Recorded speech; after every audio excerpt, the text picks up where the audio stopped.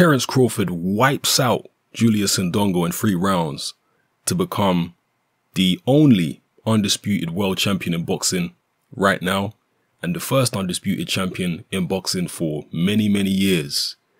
And he's now the undisputed champion at the super lightweight or light welterweight or junior welterweight division, however you want to call it. Crawford's performance here was virtually flawless. Hardly put a foot wrong. Dropped Indongo in the 2nd round with a couple shots to the head. Finished him off in the 3rd round with body shots. From the opening bell, Crawford looked like the more relaxed fighter. Indongo looked jittery. He didn't look anywhere near as composed as he did against Ricky Burns or against that Russian guy in his 1-round fight, winning his first world title. He looked jittery in this fight. He looked nervous, and it almost seemed as though he was just trying to go for the knockout. Like he hadn't even come for a points fight. He'd only come to try and knock Crawford out, and he was gambling. And the gambles backfired because Crawford was very, very calm. There was a couple occasions where Ndongo's big, wild shots nearly caught Crawford. But for the most part, Crawford was too cute to get caught with them kind of shots, too slick. And he used Ndongo's mistakes against him. You know, he exploited his mistakes and he did well. So I can't really fault Crawford's performance. Damn near punch perfect. But Indongo, jittery.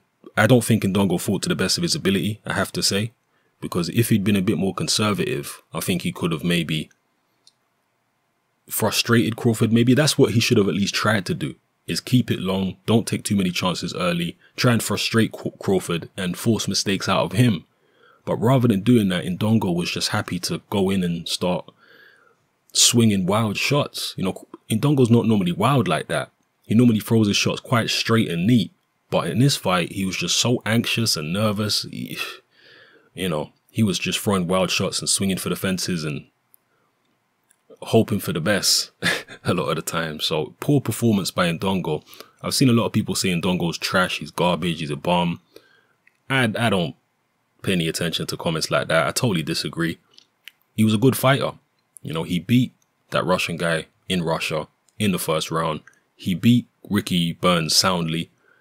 So I don't see him as a bum at all. He's just not on Terence Crawford's level. Was Michael Spinks a bum because he got knocked out in the 1st round by Mike Tyson? No. He wasn't the greatest heavyweight you've ever seen, but he did have some decent wins at heavyweight, Michael Spinks. But he just weren't on Tyson's level. So that I see it similar to this. You know, I see this fight similar to that, like a Tyson Spinks type fight, where Spinks weren't garbage at all. He was a decent level heavyweight and a champion of sorts. He was a lineal heavyweight champion at the time when he fought Tyson, but Tyson was just on fire and levels above. And that's the same thing we saw here with Crawford. He was just levels above in terms of talent, mentality, so on and so forth than Julius Indongo. So great performance by Bud Crawford. He's going to be very close to the top, if not at the top of many people's pound for pound list. We have a new and the only undisputed king in boxing right now, and he is Terence Crawford at 140 pounds. Let me know what you felt about his performance, people. Would you like to see a move up in weight after this? Because a lot of people are saying, you know what? I don't see anybody that can beat him. I think he's going to beat I think he's going to beat Keith Thurman. I think he's going to beat Errol Spence. This is what people are saying. And I actually think, from a technical point of view, I think the Spence fight is a bit easier for Crawford. Because I think Spence is slower than Keith Thurman. Thurman's faster, more explosive, more sudden. But Errol Spence with the body shots and the physical strength, the toughness, maybe he could get to Crawford. Nobody's going to outskill him. That's the thing. There's nobody at welterweight that's going to outskill Terence Crawford. That's just not happening.